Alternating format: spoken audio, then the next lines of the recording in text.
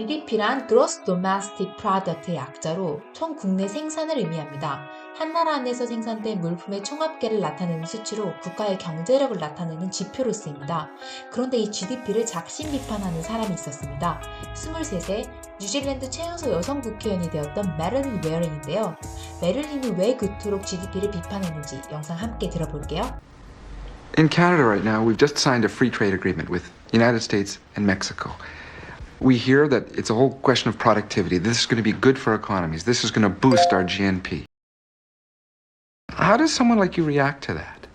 Well, it might change GDP figures, but you're starting from the wrong premise. I mean, all of these decisions were based on the wrong figures in the first place.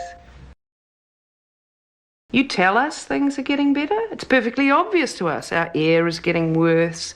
Our education systems are failing the poorest people. There is more poverty. There is more homelessness. There are more housing crises. We might well have growth. You know, you might be proving it to us. But when we look around our communities, we can't see this being realised. In fact, maybe we don't believe it. GDP might grow up, but GDP is utterly unrelated to the well-being of a community. It tells you nothing about levels of poverty. It tells you nothing about the distribution of poverty. It tells you nothing about primary health care, educational standards, environmental cleanliness. And folks have realised that this unidimensional economic fabrication just doesn't bear any relationship to their lives. Yeah, well, but what you're saying, I don't even know if the word radical can contain it. You're saying all of these ways of looking at economics and the way we discuss trade and productivity up on a blackboard, you just wipe it clean. Well, I hope the word radical does encompass it, actually, because it comes from the Latin derivation radius. It means from the root of things. GDP의 증가가 일반 사람들의 삶의 질의 증가를 의미하는 게 아니라고 말합니다. GDP에 대한 그녀의 태도의 인터뷰에는 radical이라는 딱지를 붙입니다. 그러자 그녀는 급진적이라는 말의 본뜻은 문제의 가장 핵심인 뿌리로 돌아가는 것이다 라고 대답하는데요. 그렇다면 경제의 본래 뿌리는 뭘까요? 애초에 경제는 왜 존재하게 되었던 걸까요? The word economics, from the Greek oikonomikos, it means the care and management of a household. Economics has pretensions to being concerned with notions of value. The word value is defined from the Latin valore. It's a beautiful word. It means to be strong or to be worthy. It has nothing to do with capital or material gain. 메릴린은 현재 경제 시스템이 오직 돈의 가치만 중시할 뿐 사람들의 삶에서 진정 가치 있는 것들을 헤아리지 못한다고 지적합니다. 사람들의 삶에 가치 있지만 GDP에 포함되지 않은 것들 중에 하나가 바로 여성들의 가사노동이죠.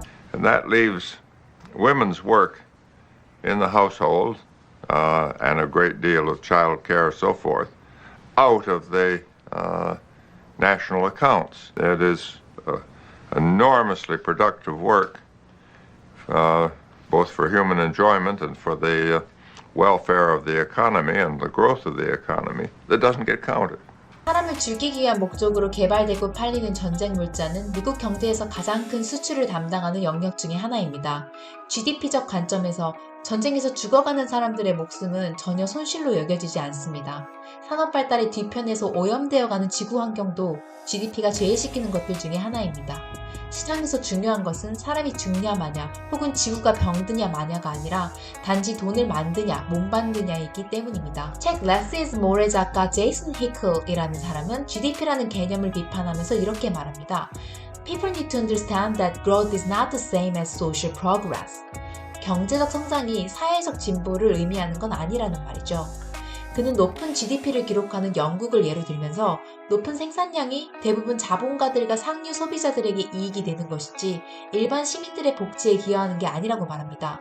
그 엄청난 생산량에도 불구하고 많은 사람들이 여전히 결핍한 채로 살고 있으니까요. 제이슨은 한쪽에서는 엄청난 생산량이 또 다른 한편에서는 엄청난 빈곤이 공존하는 상황을 madness, 광기라고까지 표현합니다. Every time a politician says they want more economic growth, we need to ask, growth of what and for whose benefit? 세이스는 경제 성장을 외치는 정치인들에게 무엇을 위한 성장이고 누구를 위한 성장이냐고 먼저 물어야 한다고 말합니다. 무엇을 누구를 위한 경제 성장이냐는 그 질문을 가장 먼저 묻기 시작한 사람이 바로 메릴린 웨런이었습니다.